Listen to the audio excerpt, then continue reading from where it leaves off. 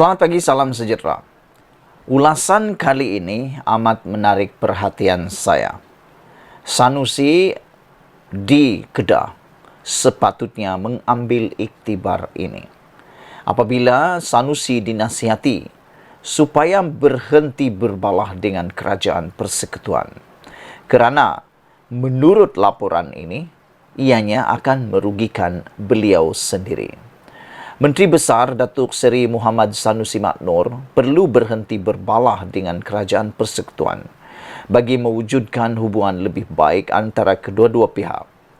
Ketua Pembangkang Dewan Undangan Negeri Kedah, DUN Kedah, Datuk Zamri Yusof berkata, tindakan memainkan isu tertentu dan mengeluarkan kenyataan tidak sepatutnya hanya akan mengakibatkan pelbagai kesan, kata beliau.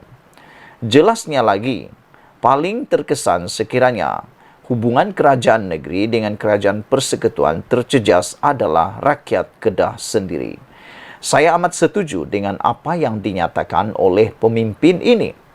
Kerana ada pepatah yang saya tak ingat macam mana, tapi yang bergaduh sama-sama harimau, tapi yang mati tikus di tengah-tengah.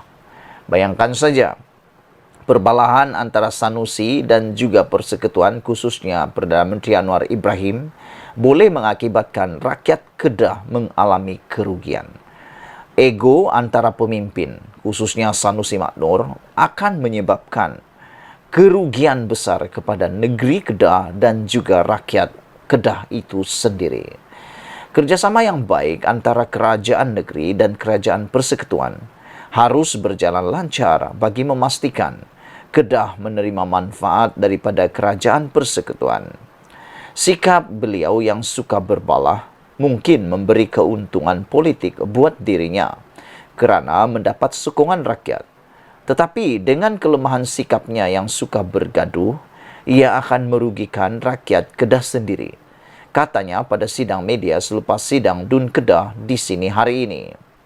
Zamri yang juga ahli Dewan Undangan Negeri Adun Suka Menanti berkata, tindakan Muhammad Sanusi dan beberapa adun mewakili PAS yang berterusan menyentuh dan mencabar isu berkaitan Pulau Pinang juga perlu dihentikan. Kenyataan yang menyentuh isu perlembagaan dan kedaulatan antara kedua-dua negeri tidak sepatutnya dikeluarkan Menteri Besar. Walaupun politik luas, tetapi apabila dilanggar sehingga disentuh isu sensitif, itu sudah dikira ekstremisme dan tidak boleh berlarutan. Kalau mahu sokongan politik sekalipun, janganlah bermain dengan perlembagaan. Kita harap isu ini dihentikan kerana paling penting adalah hubungan perpaduan antara semua negeri, kata beliau lagi. Sementara itu, Adun Bandar Baharu, Datuk Nur Sabrina Muhammad Nur berkata, pimpinan Kedah perlu berhenti menggunakan sentimen sensitif dalam memenangi atau mempopularkan sesuatu pihak, tetapi akhirnya merugikan rakyat Kedah. Tidak guna hanya mainkan sentimen untuk ambil hati orang, tetapi bawa kerugian kepada pembangunan negeri. Tanpa kerajaan persekutuan, semua infrastruktur tidak boleh dibangunkan di Kedah. Pelabur kita tidak boleh bawa masuk untuk projek berimpak tinggi seperti di Kulim. Jadi saya minta kerajaan negeri supaya tidak menidakkan kepentingan kerajaan persekutuan kerana yang akan menanggung kerugian adalah rakyat Kedah sendiri, kata beliau lagi. Saudara-saudara sekalian, itulah nasihat untuk Sanusi Maknor, Menteri Besar di Kedah. Saya fikir apa yang dikatakan oleh Ketua Pembangkang di Kedah ini ada kebenarannya. Kita tak boleh tolak apa yang beliau kata kerana ianya mudah difahami, logik akal dan paling tidak ianya dapat membantu pembangunan di negeri itu dan untuk kepentingan rakyat Kedah. Amat mudah untuk kita fahami apabila persekutuan dan negeri tidak sebulu dan sering bergaduh pula disebabkan oleh keegoan ataupun oleh sikap ketua pemimpin itu sendiri yang merujuk kepada Sanusi Maknor seperti yang dikatakan oleh Ketua Pembangkang di Kedah ini akan mengakibatkan kerugian kepada rakyat Kedah itu sendiri.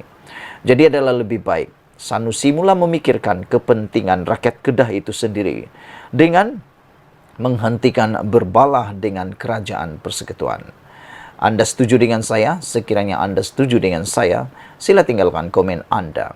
Karena yang paling mudah untuk difahami, lihat saja keadaan di Sabah dan di Sarawak pada ketika ini. Sabah dan Sarawak kini membentuk blok Borneo sendiri. Sabah dengan GRS dan Sarawak pula dengan GPS. Dengan adanya perpaduan antara kerajaan negeri dengan persekutuan, mula dapat dilihat hasil luar biasa diperoleh oleh kerajaan negeri Sabah dan kerajaan negeri Sarawak. Dengan perhatian yang lebih serius terhadap MA63 daripada pihak Anwar Ibrahim atau persekutuan, dan selain daripada itu tuntutan-tuntutan yang dibuat oleh kerajaan Sabah dan Sarawak kini mula diambil serius dan sudah ada yang telah pun diambil tindakan diluluskan. Dan kalau kita lihat juga Anwar Ibrahim begitu serius dalam memberikan dana dan juga projek pembangunan serta bajet kepada kerajaan negeri Sabah dan Sarawak. Terkini dalam belanjawan kita telah melihat Anwar Ibrahim memberikan satu bajet yang amat besar untuk Sabah dan Sarawak. Inilah hasilnya apabila kerajaan negeri dan kerajaan persekutuan bersahabat ataupun adanya perpaduan. Saya tidak merujuk hanya kepada Anwar Ibrahim. Kepada sesiapapun kerajaan di persekutuan, negeri haruslah sama-sama ataupun sekurang-kurangnya tidak berbalah, tidak selalu bergaduh dengan persekutuan. Kerana memang kita akan dapat melihat kerugian kepada negeri itu sendiri apabila suka sangat menyalahkan persekutuan, suka sangat nak bergaduh dengan persekutuan. Kadang-kadang untuk mendapatkan sesuatu kita harus juga bersahabat dan berpadu dengan orang tersebut. Lebih-lebih lagi persekutuan itu ialah pemimpin dan yang akan menentukan pembangunan infrastruktur dalam negeri. Seperti yang dinyatakan oleh Ketua Pembangkang Adunas, Ketua Pembangkang Dewan Undangan Negeri Kedah ini, apabila beliau kata, berhentilah menyentuh isu-isu sensitif, khususnya seperti isu perlembagaan, kedaulatan negeri-negeri yang lain.